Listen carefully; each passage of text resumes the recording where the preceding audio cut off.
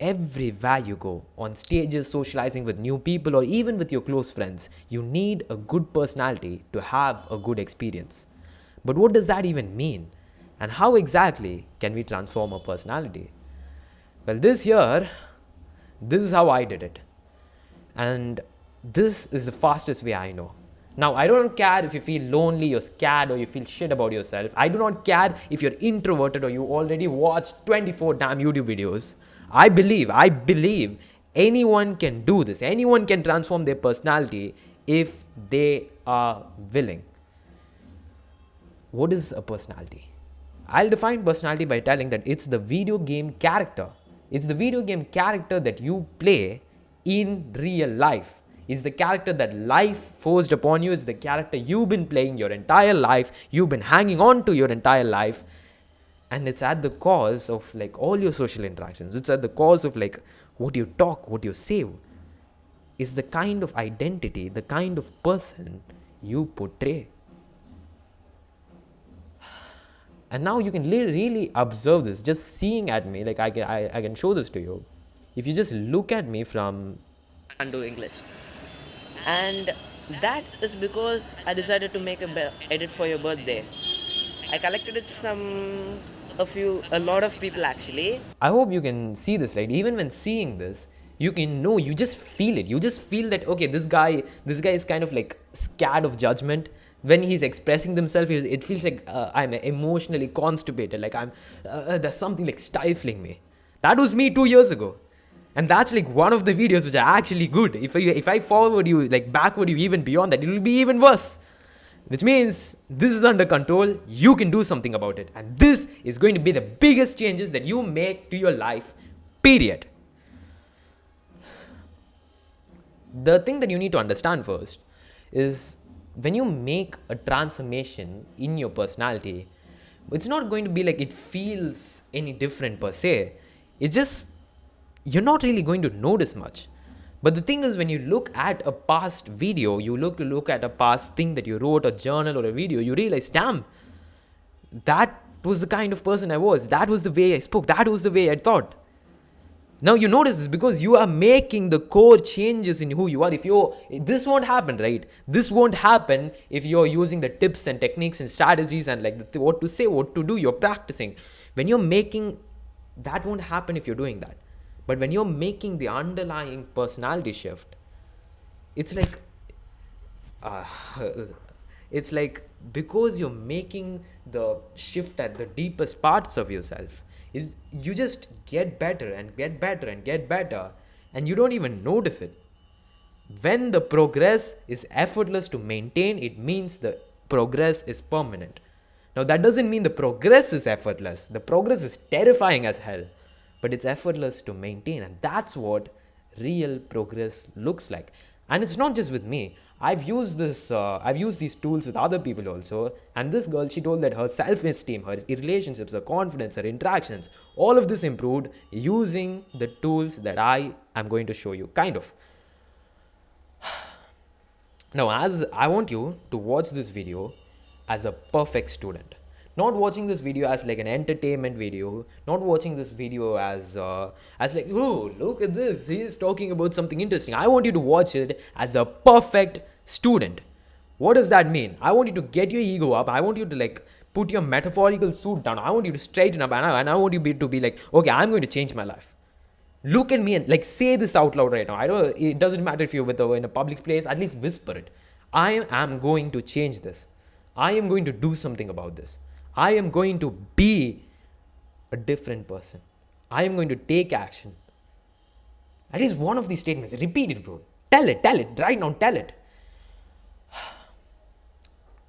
And going straight into the topic, this is the problem, right? We are facing. This is the problem that I feel like everybody faces in terms of their personality. They feel like you're stuck. There's a lot of resistance.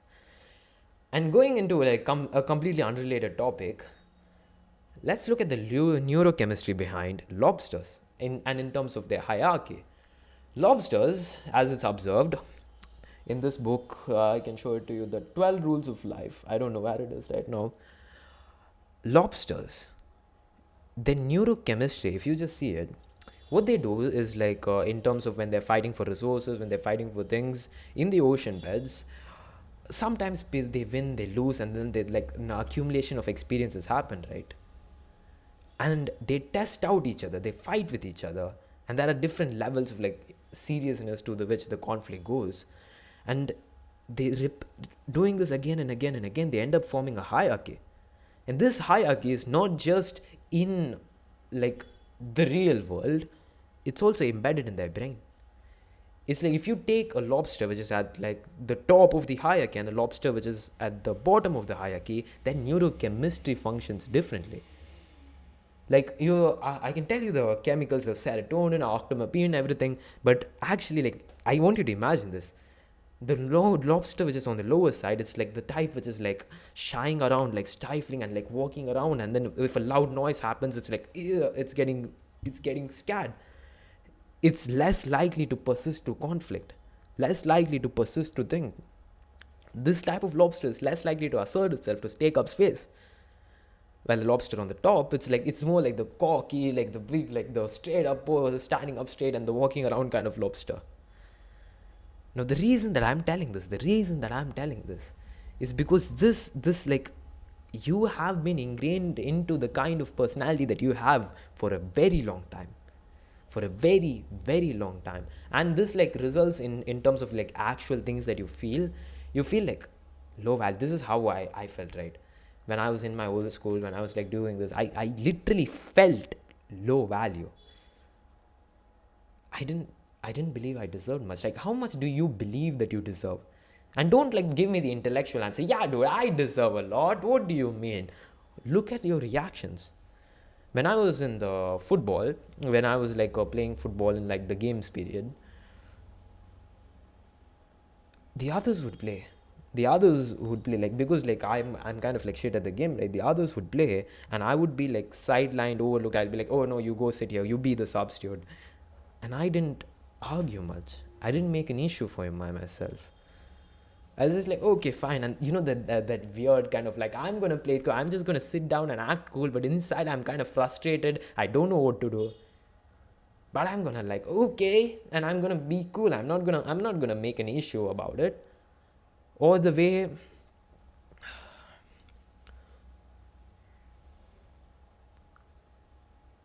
you react when you get disrespected.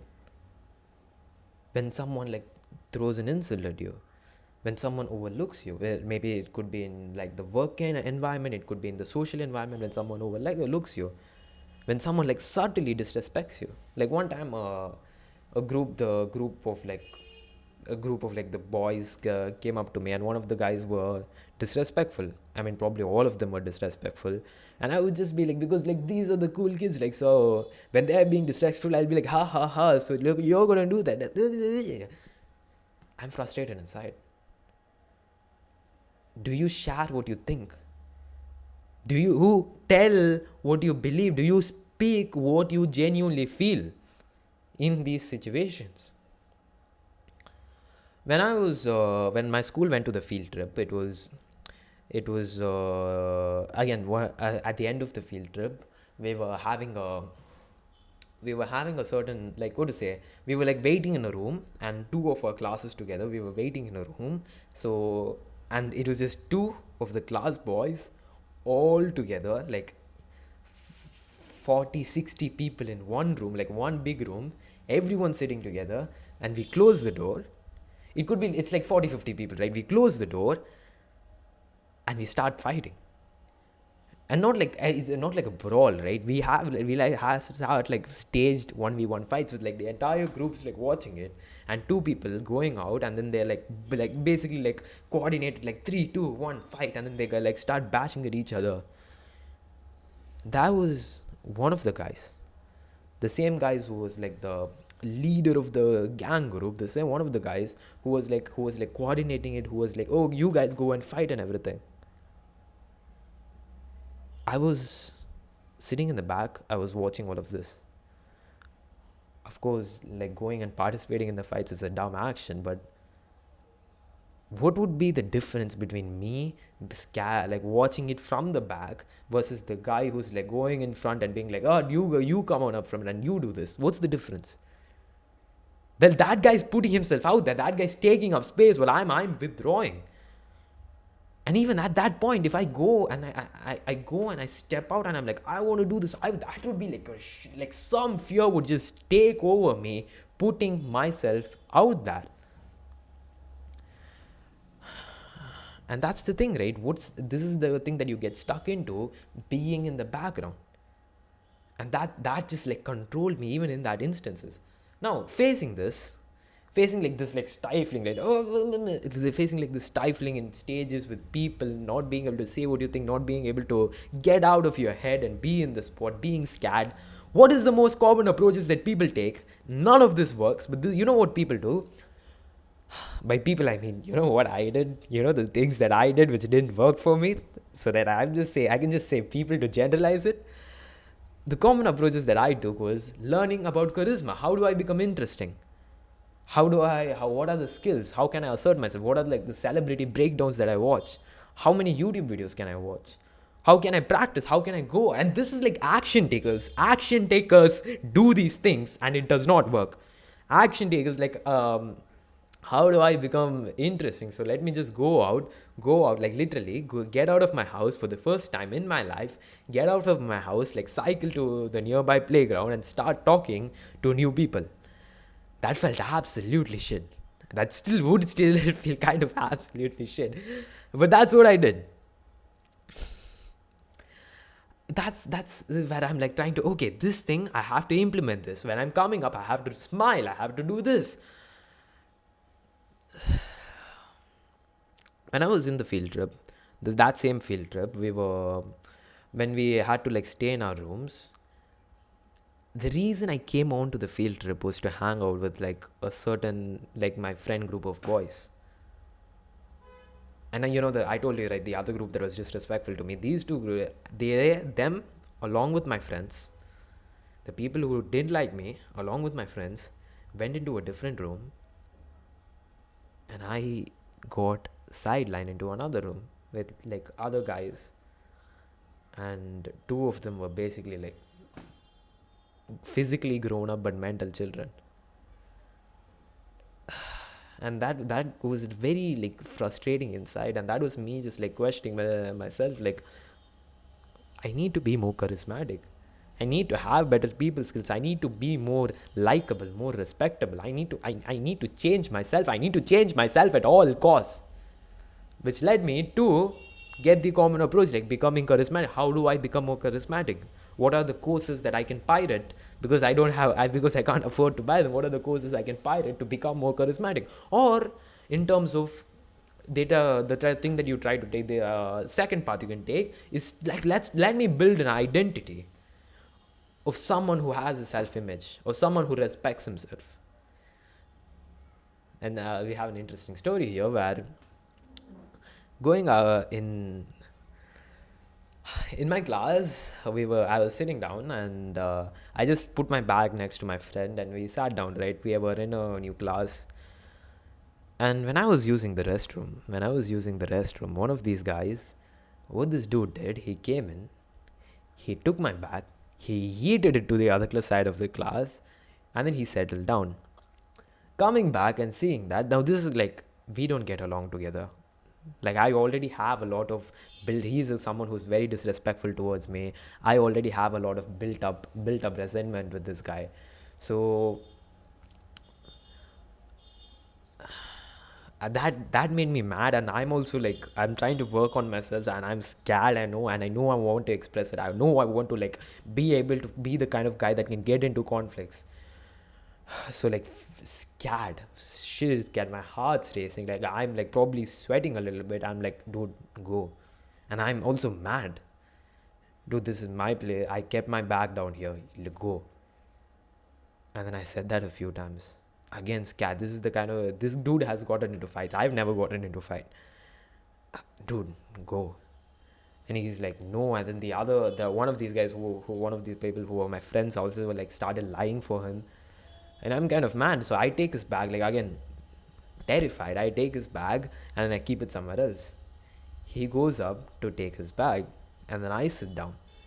And after I sit down, so like that's my, like one of my actual friends was sitting here, I make him go here and I sit next to him. And then now it's like we kind of switch spaces, right? And he's standing and he's asking me to go. He asked it a few times and then he's like cracking his knuckles and everything. And he's like talking to the other guys, being like, dude, I don't know what to do this guy. And then like he hits me and I hit back. And then punches flow by like pop, pop, pop, pop, and then this guy, this friend next to me, he comes in and stops between us. And that guy, he takes his bag and he goes and sits somewhere else. The reason I'm telling you this story is because I took action to build the kind of self-image of like someone who respects himself, someone who could set a boundary. Again, am I telling that none of these approaches don't work? No. This approach does work. It did help me, but it doesn't get to the cause. It doesn't make the underlying transformation. How long will I go on keeping pushing on these actions, pushing on the, where do I have to do social anxiety challenges till I'm 80 years old, till I'm 90 years old?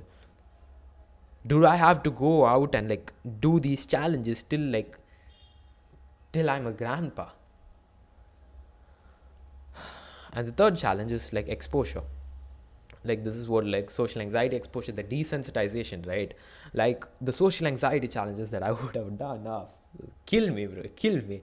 The social anxiety challenges would have been like going out and doing this for the first time. I was terrified. I was terrified, and I was doing it again and again and again because I was driven. I had a lot of pain, and I wanted to take action. So I was driven. I went out and this is like going to a shop and asking for something, some item. Can I have this for free? And then they tell no.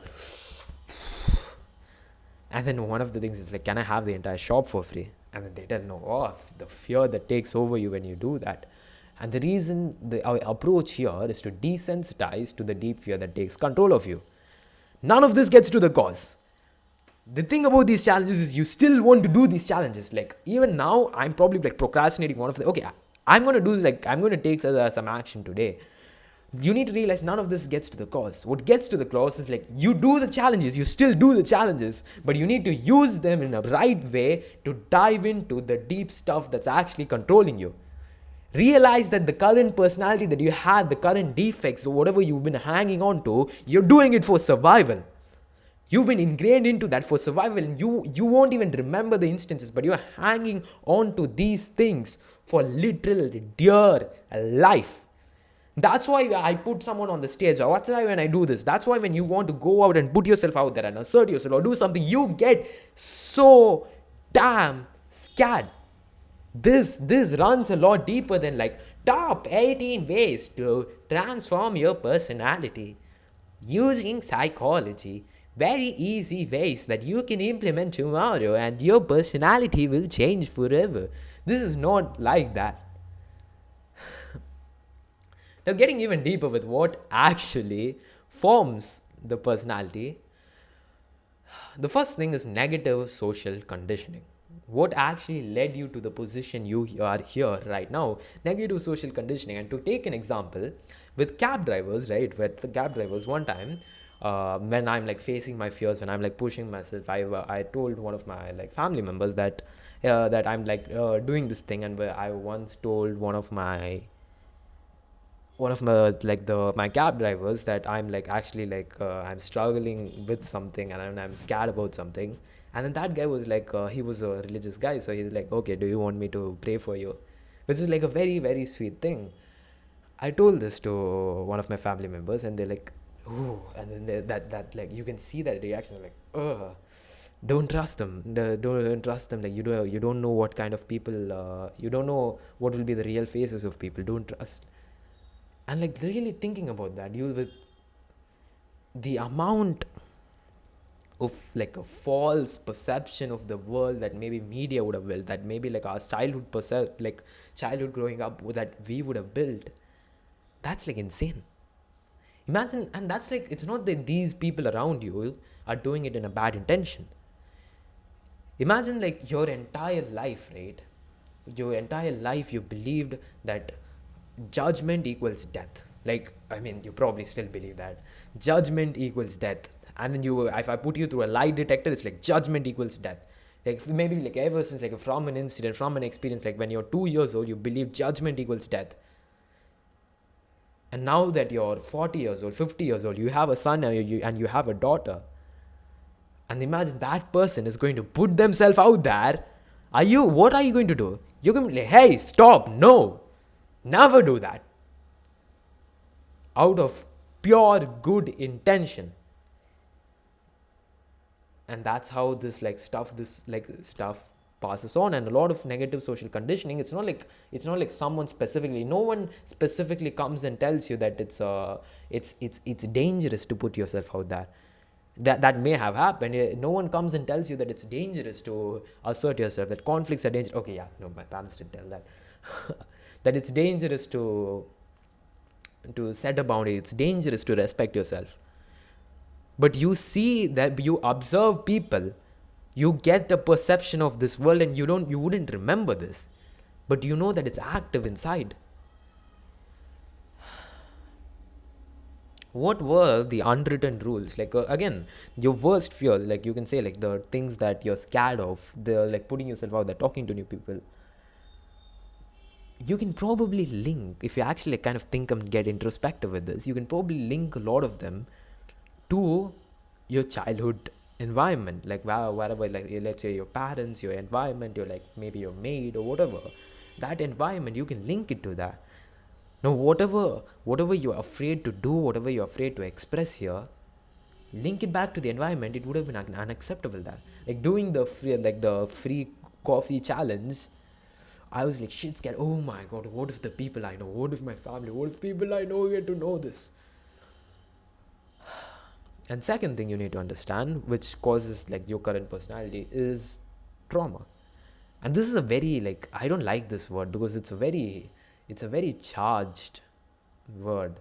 And when I say the word, immediately things flash in your mind, like war, violence, the abuse, bombs blasting everywhere, lives getting lost. Are those things traumatic? Yes.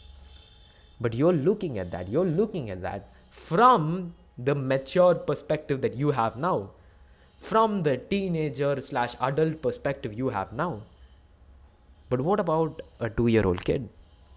What about you as a 2-year-old kid, as a 3-year-old kid? Guess what? Getting lost in the grocery store is traumatic because it threatens, in that limited perspective, getting lost, like you get, it's like fear, your survival gets threatened. How is a 2-year-old kid, how are you going to survive on your own? And you're so like the parents, the teachers, the classroom has like such authority over you, because worst case, like in that limited perception, what if they disapprove of you, and they just like boom kick you out of the house? How are you going to survive on your own? You don't. And that just triggers such like that trauma, the trauma response, because your survival gets threatened. And like here, a parent scolding you can be traumatic. Like you're being like, you know how little kids are, you're being like loud and you're acting weird and you're doing all of this stuff in a restaurant, and a parent tells you to be quiet. That's traumatic, threatens survival. When them withdrawing love them withdrawing love can be traumatic. Hey, go to your room. Hey, go to your room. Traumatic. Getting lost, like for me, I wouldn't say it was traumatic, but when I was a kid and coming home from school, I was ringing the bell, right?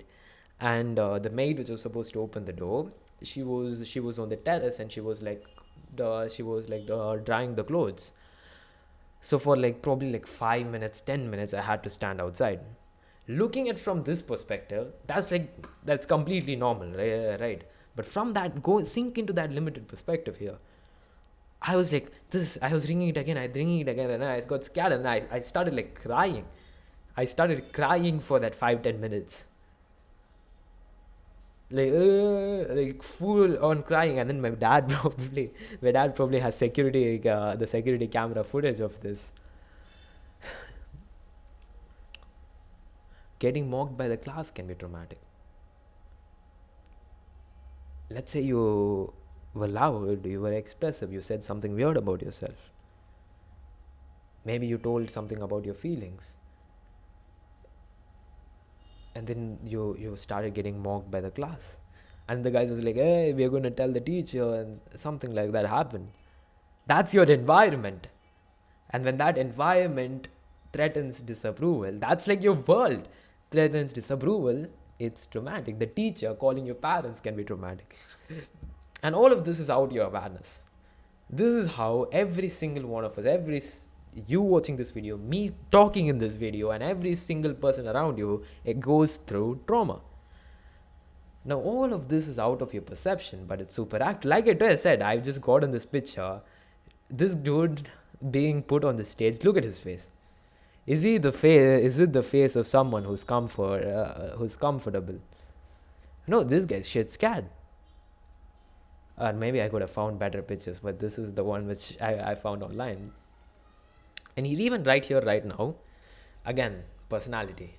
Even right here, right now, bring awareness to the different sensations in your body. Like just right now, do this with me, and I'll describe my experience also. Bring awareness to the different sensations in your chest and stomach area. Is there any tension, any tightness, any upsets, anything that's stirred up inside? You can open your eyes now. How was the experience? For a lot of people, like, you would have either experienced like any like fully resistance, it's like I don't feel anything, fully resistance, or it would have been some discomfort. This is what's at the cause of everything. And the reason I ask you to focus on the sensations is like, you can say like, oh, these are the core beliefs, these are the identities that I've got, that I'm playing, and these are the patterns in my own life, these are the fears, and this experience that happened 2 years old led to the fear. That's at the thought level. Okay, sure, but that may help you get an understanding, but that's not only going to get you results. What's going to get you results is you focusing on the sensations. The sensations mean the trembling in your hands, the sinking feeling in your gut, butterflies in your stomach, your heart beating a little faster, you're sweating, the blood rushing up your head. Those are sensations. Do any one of the social anxiety challenges. Maybe when you go on the stage, you will experience the sensations. And it is that which opens a gateway to the work that I'm going to show you, that lets you make the transformation on a core level with time and repetition. This is not an instantaneous process.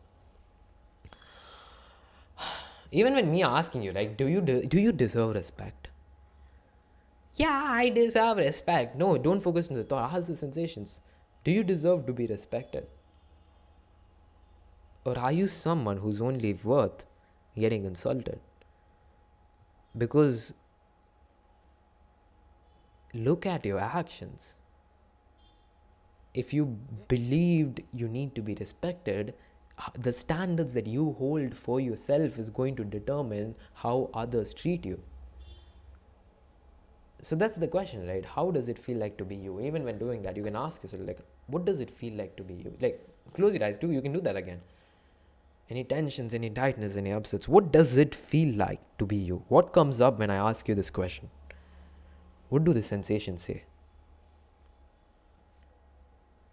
You can open your eyes.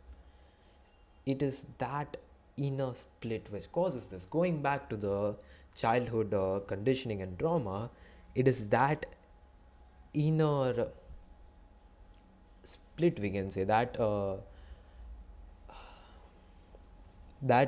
inner split between, like, okay, this social conditioning, this trauma, this like perception that you have in the world, and through these experiences, with time and repetition, it is through these experiences that you end up forming yourself. What happens when you're forming yourself is basically you go through these experiences, and when something gets started, when you observe something, or when like you experience that traumatic experience, you suppress that aspect of yourself. Let's say you were loud, and then the parent was like, be quiet. Survival gets threatened. If they disapprove of me, they'll abandon me, then I'll die. I need to do this for survival, and you disown that part of yourself. I will never be loud again. This happens on an inner level. You do that. And now again, 10 years from that incident, 15 years from that incident, 15 years from that social conditioning, I tell you to, hey, go say hi to that stranger. Go say hi to that person. Who go say hi to that guy. Go say hi to that girl. And there have been people who done like a lot of work on this, who done a lot of this like core transformational work. That's been like one person who's like, he was scared to ask for the time. It took him months to face the fear to ask for the time. And now he's the guy who's like inspired me to take action, to do all of this, and now to finally end up like teaching you guys as well. And the process that we need to go through is to re-own that, like that split. Oh, wait, let me show this to you. That split between, because of that, you suppress an aspect of yourself, right? So now that's no longer just you. There's the things that you suppressed, which creates an inner split where there's the unacceptable you, all these parts of you that are unacceptable, and that's the acceptable you. And this acceptable you is the front you put on, is your personality. And all of the other shit, that's what you have to re-own. And that's because you suppress them deep down, like in your subconscious for your survival. When you try to express these things again, bro, your survival gets threatened. Or that's how it feels like. And you can feel it. Man, this is why like I hope things are clicking for you. This is why you can be like, oh, that's why this stuff is like natural for someone else, but terrifying for someone else. Because there are things which run a lot deeper. And before we see the process to re-own that, let me show you what are the changes that will start happening to you when you start re-owning those aspects of yourself. First thing is, you'll slowly no longer subscribe to the high value, low value mindset. You will slowly subscribe a bit less to the high, like the ideology of the hierarchy, that people are more valuable, people are higher status, people are better than you, people are inferior than you. You will subscribe, it will like slowly happen, right? Bit by bit, you will subscribe a bit less to that. Because now I don't watch the how to become a high value man, how to become a top 1% man kind of video. I don't watch those videos now. Only people who think they are low value will watch that. Let this land. And things like looks, things like your charisma, things like how likable you are, they just become statistics outside the real world, instead of things that determine your value. For example, let's get into an analogy here. Imagine you were playing a video game, and this video, and in the perspective of the character, in the perspective of the video game character, you have all of these things. You're like attached, you're like going highs and lows, and you're like playing, you're now scared and you're stifled. You're like I'm like, imagine like you're like going on, and one day your health stats are up, one day your charisma stats are up, and that day you're like, damn, today I just bonded with my friend, we were talking about this, and all this stuff happened, and it's like, it's amazing. And one day the stats go down, and it's like, oh shit, I tried to do this in my social interactions, but they didn't really pay attention to me, and I was sidelined. I felt really left out, and it's like, how do I become cool? It's like, why am I not charismatic? Why am I like this? Why? In the perspective of the character, I need to be more charismatic. This, like, why? As you do this, as you like re-own these aspects of yourself, you start shifting, because you become whole. When you re-own, you become whole. You don't have to look for that wholeness from outside. You don't have to like, this is the cause of neediness, right? You don't have to look for it and grasp for it outside, because you are whole internally. It's like shifting to the character of the player who's playing the video game. But yeah, still you want to go out and you want to increase these stats. You'll try that. But does it determine your value? That base experience of yourself, when I told you to sink into your sensations, that base experience of yourself, that's your that's your like life supply, that's your life or supply, that's your oxygen. When that's like shit, that's in a state of scarcity, that state of scarcity is going to come everywhere. From with your work also, with your work, like most of like what motivates us people on the journey of self-improvement is that desperation, like I need to be better, I need to do something about this. And when you like start reowning and embracing these aspects of yourself using the practical step-by-step approach that I'm going to show you, that desperation will decrease. And you need to have trust that as you drop that desperation, genuine real inspiration will start kicking in. Like genuine real inspiration where it's like you no longer have to worry about making money anymore, like you have all the money in the world. After some time, genuine inspiration to like start working and start doing something with your life. It's like, yeah, both of the people are working, the one who's doing it for the money and one who has all the money, but their experience, like where it's coming from and their experience of it is going to be different. Now, linking it to personality, how other people will treat you will become different. You will start notice like yourself setting boundaries, carrying yourself with higher standards, and that influences how other people treat you. People will start seeing you as confident, because you're facing your deepest fears here, and you're making that core changes, you're addressing like internally what's causing that. When you notice like you go on to stages, you don't need to do like 15 affirmations routines and doing all of this to express yourself on the stage. The progress you've made will not take effort to maintain because it's core progress. But that doesn't mean the journey isn't terrifying. The journey is terrifying. Like, to give you an example, on the stage in one of the events in one of the like activities that we were doing, where we got the school psychologist, the school counselor, and we were like, me and the group went and gave a talk on distractions. I was probably the only one in the group having fun on the stage. And I was like motivating people, calling on people, and yeah, hey, you share about your experience. What do you think? Hey, like everyone, give a round of applause for her, like for being so vulnerable on the stage. And the biggest shift that you make in doing this is, instead of being like, hey, I'm like this, my personality like this, I'm like this, my life situations like this, you start questioning that. Where is it coming from? Why do I believe this lie that I'm not charismatic? Because the more you're like, how do I become confident, the more you're reinforcing that you're not confident in the first place.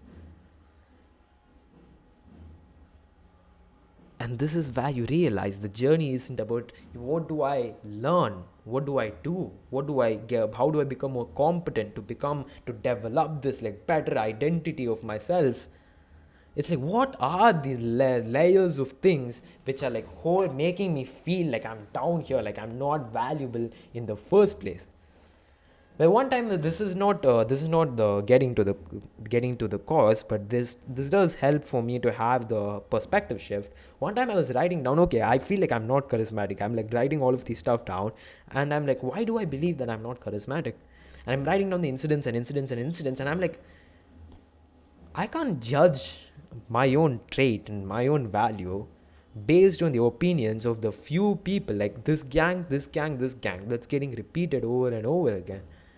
And this was just an intellectual realization. I still didn't experience it, but that helps. And there are a lot of deep things that are like holding you down. And you need to face that instead of compensating by like desensitization, by affirmations, by positivity. We need to face it. Which means, what's the practical stuff? What's the practical way in which we go about to face this, to take action on this, to make changes to this? So, this is what we call letting go. The mechanism is called letting go, which is honestly such a terrible name. I'll let you know when I figure out a better name, but this is the name in which I learned it. Letting go is a mechanism that anyone can do. It's a mechanism where the intense sensations that you experience when I ask you to bring your awareness into your body, the sensations, not just intense, but the discomfort, the tensions, the upsets that you were experience in terms of being you. There are sensations like this, like when you, whatever you felt when you went there, that's your baseline, that's your default, that's your experience of the world. This is what's going to determine how you feel in the social interactions, not just the social interactions in your work, in your life, everything. This, like the sensations, right? When you do a social anxiety challenge, when you put yourself out there, when you want to talk to someone, when you feel that fear, what you do, this mechanism consists of step number one, becoming aware of what you want to let go of, which is the sensations. You start tuning into it. Step number two, you allow yourself to experience it fully. Like if you take some time, you sit with it, and if it gets intense, it gets intense. If there's a lot of resistance to feeling, there's a lot of resistance to feeling. Whatever is there, you allow yourself to experience it fully. And step number three, you let it come up and you let it out, which is where you do you do cycles of breathing, where you just visualize yourself, visualize those sensations taking over you, and visualize yourself sinking into them and embracing them. The thing is, whatever feeling, emotion, or sensations that you are experiencing, when you stay with it, the intent, it could be intense, it could be uncomfortable, it could be outrageous, it could be like the things that you, when you, especially in some of these guided audios that I'll use for you, I'll get you to like dive into like, when was the previous time, when was the first time, it gets intense.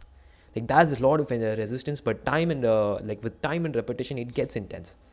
Like even right now, dude, I'm off my bad habits, dude. I'm pretty much off all of my bad habits, television, everything. But it's doing the releases, which is what, like, I mean, this can probably be considered as excuses also. It's when doing the releases, that's when I get the greatest urges for one of my habit. And it's like, I slipped up even today. I've been like, one of my habits, I've been like slipping up every day, almost every day. Like for not every, like maybe once in a few days I don't do it, but almost every day I've been slipping back into it when I'm doing the releases, because it's just that challenging. And I've just decided, it's like, okay, I can take steps for the bad habit. One second. I can take steps for the bad habit, or I can focus more on the guided audio itself, on the experience itself. Because it is this, when the internal experience is shit, that's what causes compulsions, that's what causes huge urges. Because I know when I focus on this long term, this is what's going to fix not just that habit, but my compulsions for any bad habit.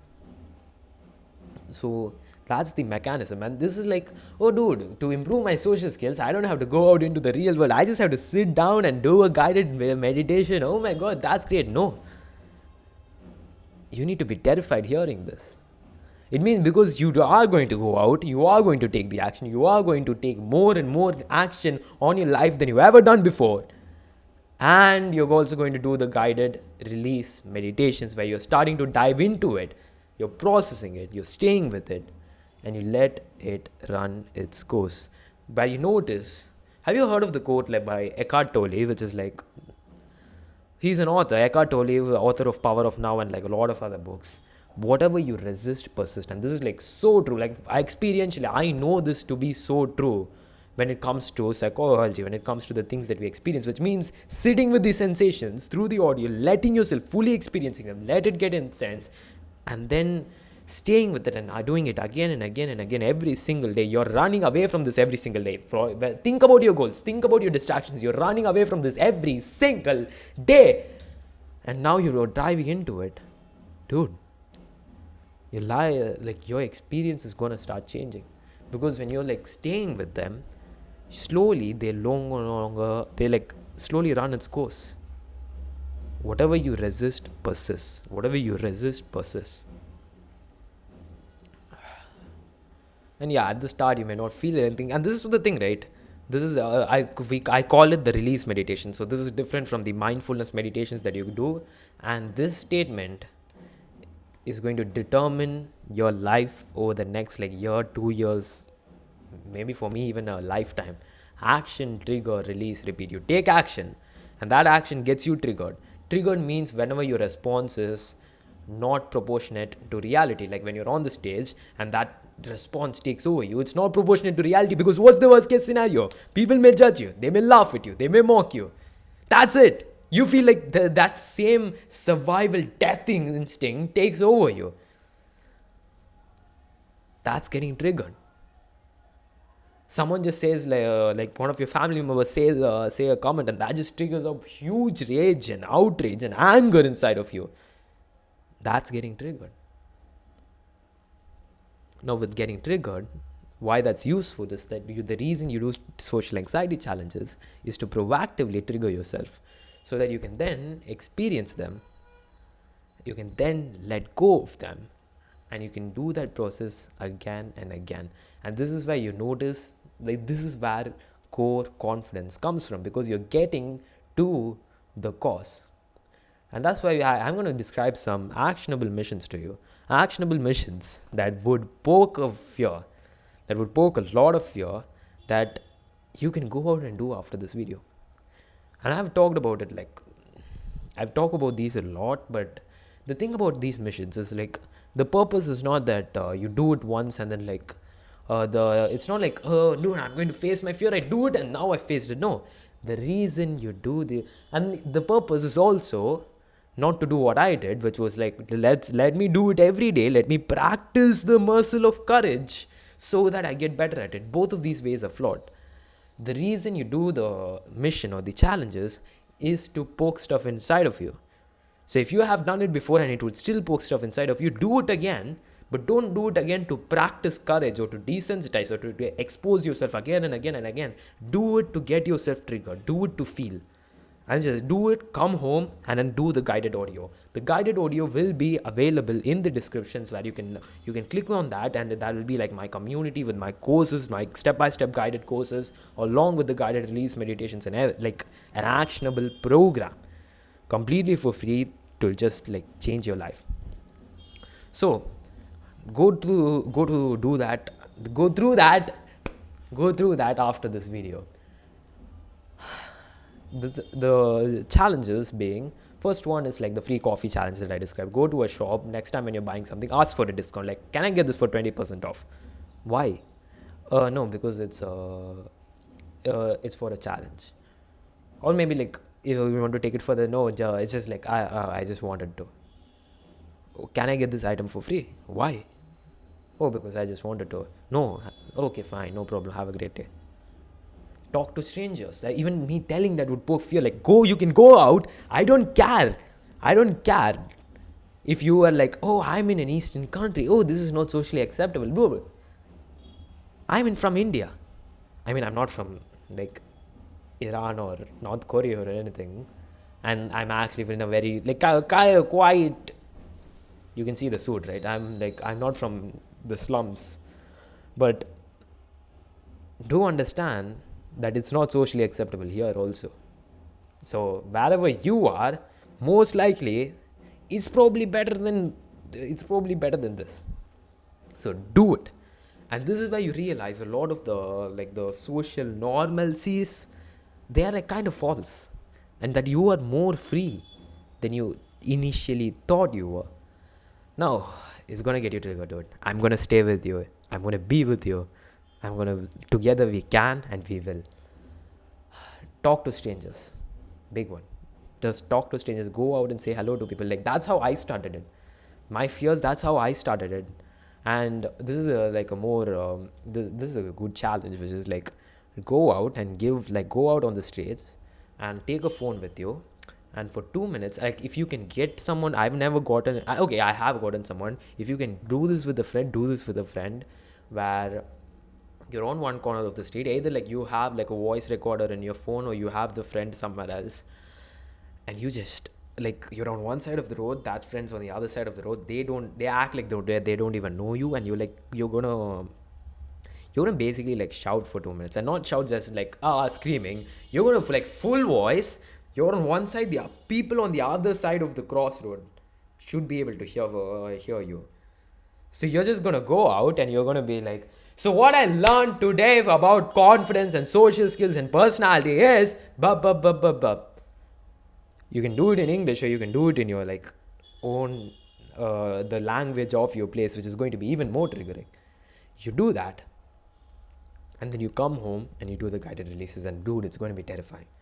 Like even now, it's been a long time since I've done that, because I've done that a lot of times, and even now going out and doing it would be triggering for me, which means there's a much bigger reservoir of fear that I need to like keep going on addressing, right?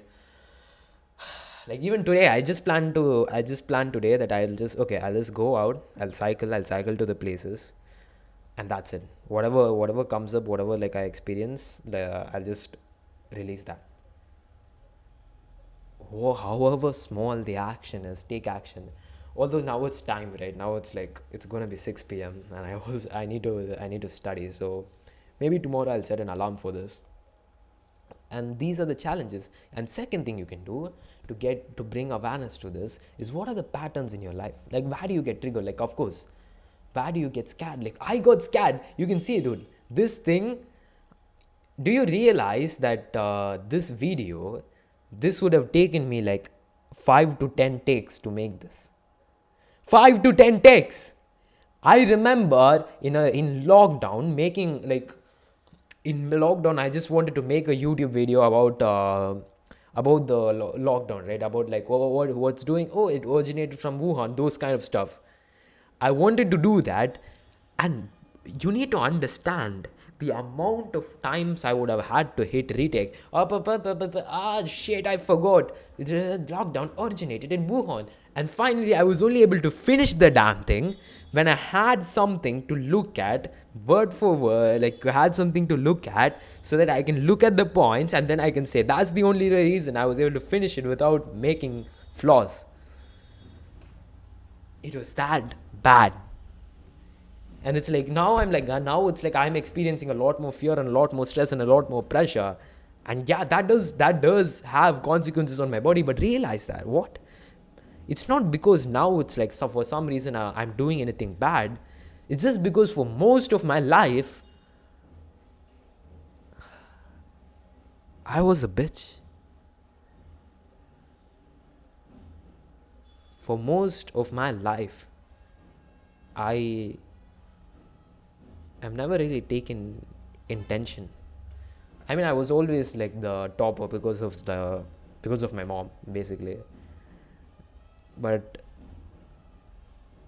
I would have never taken intention of any of these aspects of my life, of how I wanted to live, of what was the kind of person I want to become, the kind of life I want to live, the kind of world I wanted to help create.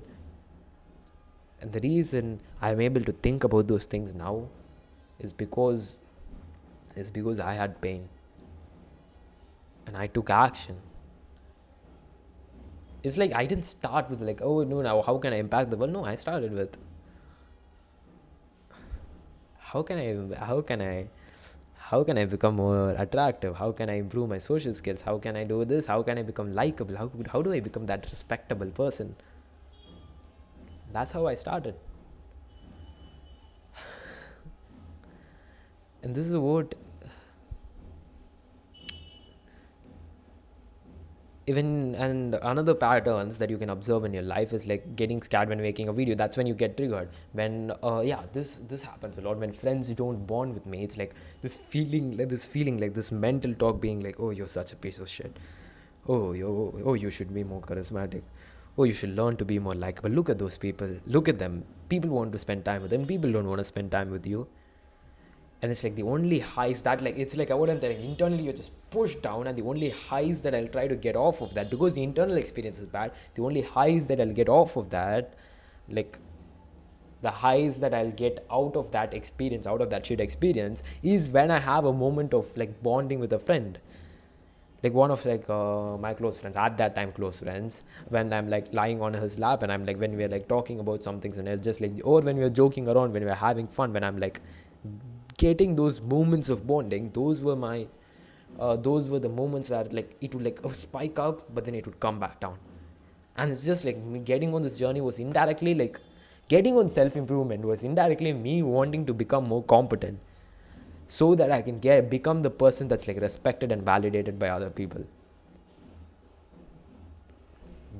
honesty. Like there no you no use having a filter when you're trying to like educate and like help somebody with their life. But where do you get scared to talk about how you feel? Like when someone disrespect you, where will you get put for where do you get scared to say like, oh hey, I'm feeling this way?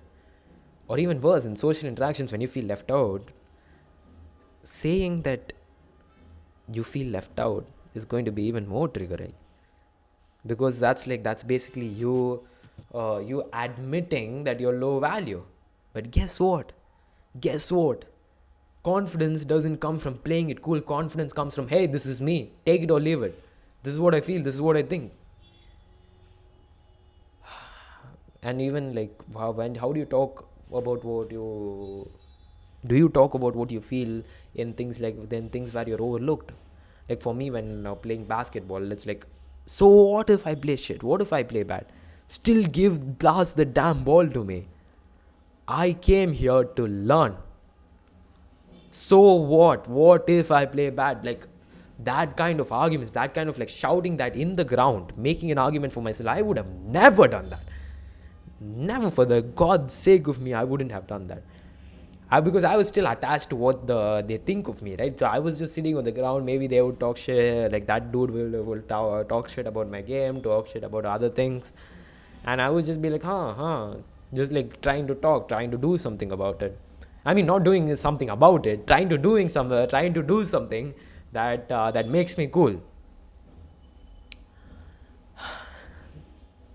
And this is like for me like a pattern that probably like I would have been stuck in. Like maybe like I still need to work on this. Is the What is the identity that you really, what is like the part of the movie character that you really resonate with? It's like for me it would have been like the identity of the nobody, like Peter Parker before the spider bites him, or Steve Rogers, which is Captain America, before the like he gets the thing. What's the thing? I forgot what's the thing. Or it would have been, if you have read Percy Jackson, it would have been if you read the Percy Jackson series, it would have been Leo. Leo, out of all people, is the character that I would have resonated with, because he was basically like a bit. He was very like a technically smart person, but socially he was not as respected. He was not as attractive. Like, and the person that was, and then the story goes like this, like that's the girl that he liked, and then he's like she's dating this other friend, and he's just like, he doesn't feel too good with himself. I would have resonated with that more than the main character. What is like, honestly, not who you want to resonate with, which character do you actually feel like, hey, that kind of feels like me? And this is where when you're making the core changes, like 2 years from now, like as I told, it's like you're gonna keep going at it, you're gonna keep doing the guided release meditation, you're gonna keep facing your fears, you're gonna keep diving into authenticity, you're gonna have the tough conversations, you're gonna express your emotions more, you're going to do all of that. This journey that you're watching it, I'm like unveiling the code, and there's no way out. You need to do this. But as you're doing that, you're like gonna be like, oh, nothing's changing much. But when you watch and read or like look at yourself like 1 year, 2 years in the past, or maybe like 1 year, 2 years in the future, when you look at you right now, you're gonna be like, damn, that's quite some progress that wouldn't have happened if I continued, if I didn't listen to this random guy in a suit with some books and some papers in the background.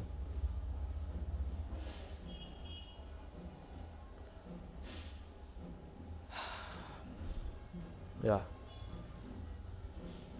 And it's like you need to understand that if you're not gonna take action, if you're not gonna do anything, if you're not at least gonna walk around, see,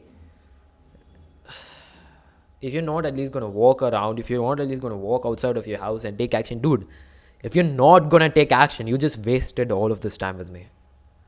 If you're not gonna take action, it's useless that you watch this video. Listen to me right now. Listen to me. Don't click off. Listen to me. It's pathetic. You're being pathetic. Like, look at it. Like, they actually take a minute to look at your life situation right now. Pathetic. You have something which hurts you. You have something which like you're not happy with, but you're doing nothing to change it. or you're only taking this half-hearted action, you're gonna either shit or get off the damn toilet. If you're not gonna take action, then honestly, for there to be winners, there has to be losers. And if it's you, it's you. If you decided it's you, it's you. Maybe go spend your time and energy while mastering a video game or something. But for those, if you are getting angry, I am pissing you off with my words right now, good. Prove me wrong. And this doesn't mean that I'm perfect. This doesn't mean that I'm not telling you to be like me. Because as I'm telling you, even with the releases, even with the, again, wherever I play this harsh role, wherever I'm playing this harsh role to you, I'm doing it from a place of love. Like peeling behind the curtain, I'm facing, like, right now, one of my bad habits is like, it's like I would like to say that hey, I'm living this life of dopamine detox, but hey, one of my bad habits, I'm struggling with it. The going out and like saying hi to a new person, because I took action on that. There was a lot of fear. I'm continuing to take action on this, and like that would have been events that would have happened, which just like poked at the fear, and now all like I feel like a lot of more of the fear just came up, and I'm now back at like square one, trying to take action, which I should. Like, instead of like judging myself or self-attacking myself, I should take action. I should improve. Like going and saying hi to a new person will invoke fear in me, and it's tough. It's tough to do that, knowing it's tough to like take that ego hit and take the action, knowing that I also want to take this place of responsibility. Take this place of responsibility with the action that I've taken, with the progress that I've made, trying to help people like you.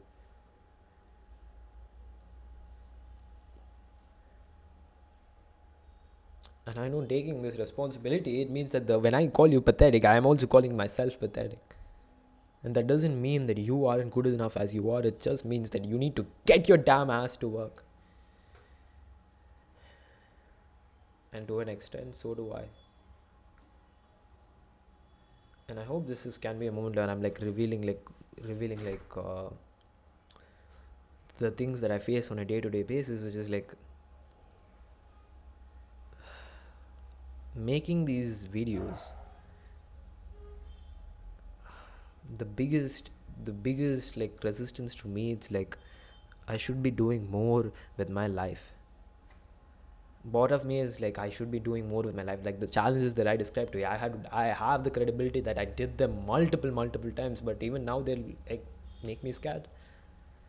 And part of me is like, why the things that I'm telling people to do, right? With that's like one of the meditation guided audios, like which gets really intense, is the death meditation, where you sink into the perspective that you just died and you start reflecting on your life and the authentic actions that one takes from that. That are the progress that I would have made after certain incidents. It's like a lot more of the fear came, and now I feel like I'm back at square one, and that's very like a bit. I know that it's part of the process, but it's still like a bit of an insult to take. And the question being like, am I worth it to advise other people? But looking at you taking this position, you know what?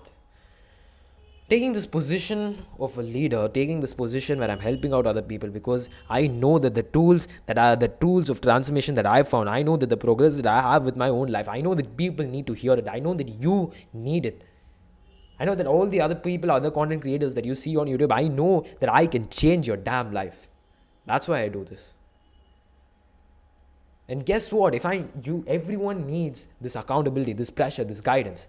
And if it's if it's like past action that I've already done, that you're scared to do, that I'm scared to do right now, so be it. If I'm gonna have to scold you, if I'm gonna have to push you, if I'm gonna have to motivate you to do something which I myself am struggling with, so be it. It's just that I've done it when I was in your position. I took the action to do it. Now I'm facing some shit, and that doesn't mean that it's okay, that I should be okay with my excuses. It's just that I shouldn't hold myself. I'll try not to hold myself back from doing something great for you. And this is also realizing that I should just shut my ass up and get to work in my own life.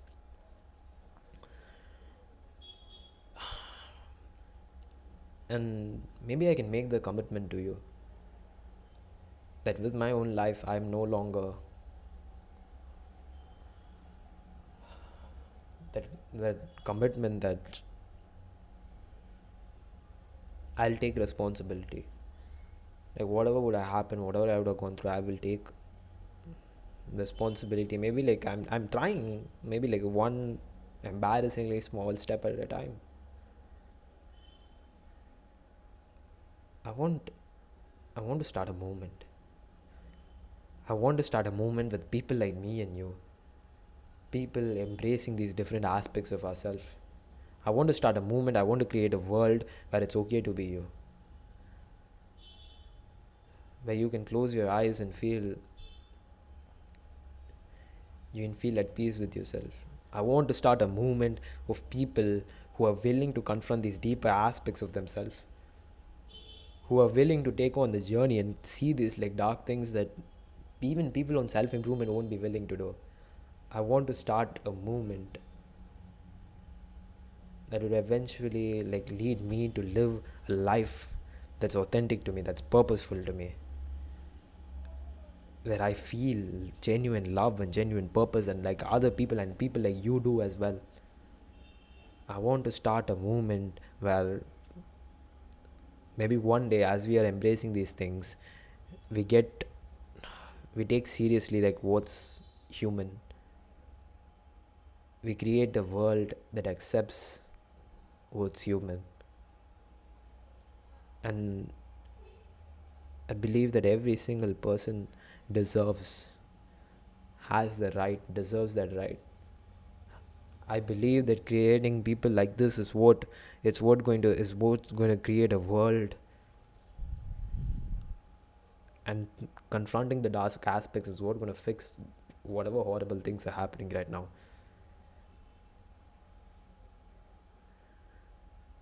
I believe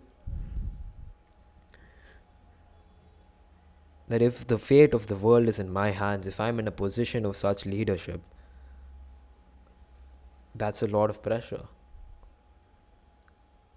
But if I'm in my developing years, and if it's my actions right now which are going to determine the fate of the world, the fate of the world that I want to help create and I want to help live in 40, 50 years from now, then don't I have the responsibility of the world on my own hands? And don't you have it too? Now, I'm not going to kiss the microphone, I'm not going to kiss the camera, I'm not going to do the self improvement outro. What I am going to do is I'm going to tell you probably the most important words that you'll ever hear in the video. The only way out is through.